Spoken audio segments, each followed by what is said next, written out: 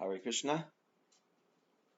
Continuing reading Valmiki's Ramayana, Balakanda, Chapter 11, The Killing of Tataka. Even as he was saying so, there arose the glorious noise of the bowstring which he had been drawing. Rama held the bow in his left hand, and his head was flung back. The entire forest reverberated with the sound. Hearing it, Tataka was surprised. It was a long time since anyone who dared to enter her forest. She thought for a moment, and incensed beyond measure, rushed in the direction from which the noise came.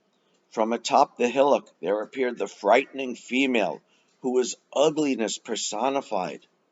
Looking at her, looming up like another hillock, whose face was old and fearful to look at, Rama turned to Lakshmana and said, "Lakshmana, look at this dreadful woman. The very sight of her will make weak hearts stand still with fear. It will not be easy to subdue her.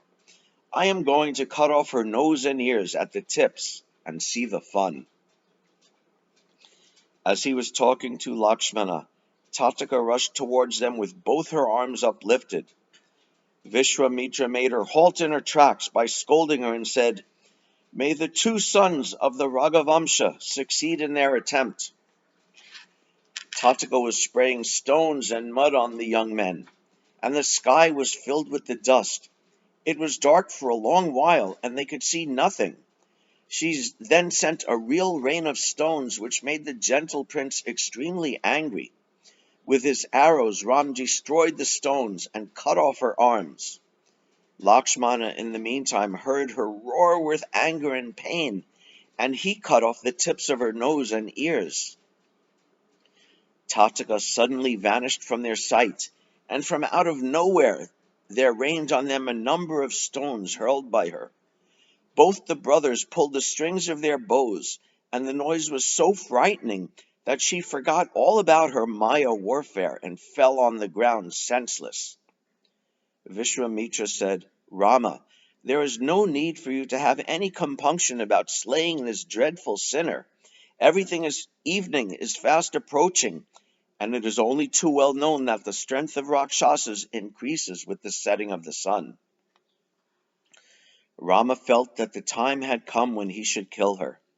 Not heeding the stones which were being hurled at him, Ram took an arrow, pulled it as near his ear as possible, and released it. The arrow hit Tataka's chest, entered it, and she fell dead on the hill. The heavenly host rejoiced when Rama accomplished this task, which had seemed impossible. Indra with his attendants came to Vishwamitra and said, "All our gratitude for bringing the son of the great Dasarat to rid the world of this sinful woman. You know there are many such tasks which have to be accomplished by him. May your blessings be showered on him fully." The denizens from heaven went back. Evening drew near, and Vishwamitra raised Rama, who had prostrated before him, and said, "Rama, we will spend the night here, and in the morning we will be on the last leg of our journey. We will soon reach my ashram." As soon as the Rakshasi Tataka was killed, the forest changed its complexion completely. It was a startling sight. When they woke up in the morning, Vishwamitra and the young princes saw the forest freed from the taint of Tataka. Flowers were blooming everywhere. Champaka, Ashoka, Punaga, and Malika. Mango trees and panasa trees and many palm trees could be seen bearing fruits.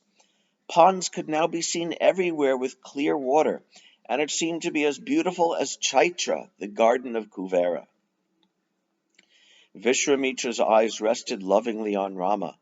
They strayed away from there to the beautiful surroundings and came back to Rama. He said, "I am extremely pleased with you. May you be famed the world over for your prowess. Accept my blessings. I am so pleased with you that I am going to make a rare gift to you." Rama and Lakshman were intrigued by the words of Vishwamitra. They said, "You have blessed us, and you have told us that you are pleased with us. Is there any other gift greater than this, my lord?" Vishwamitra smiled and said, You may know about it, or you may not, but I am telling you now that I am in possession of all the divine astras you can think of. I will give them to you.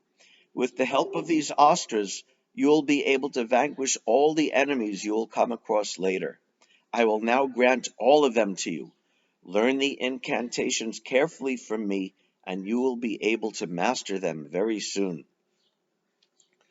Rama sat facing the east after purifying himself, and the rishi taught him the astras which he obtained from Mahadev after performing intense tapas. Those were the days when he thought he needed them. He had passed those days, and he needed the astras no more. Smiling to himself at his earlier struggles, the sage Vishwamitra taught them all to Rama one by one, the method by which he should invoke the astra, the manner in which it should be dispatched, and the manner of withdrawing it. All the presiding deities came and stood before Rama. Folding their palms, they said, "Noble Rama, we are now your slaves and will do your bidding." Rama told them, "Reside in my mind all the time and come to me when I want you."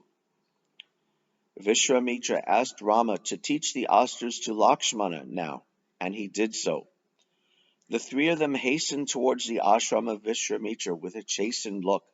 The young men were still under the euphoria of the sight of the presiding deities of the astras, and the rishi, realizing this, gave them time to get used to the possession of the astras. Thus ends chapter 11, the killing of Tattika, of the Balakanda of Valmiki's Ramayana.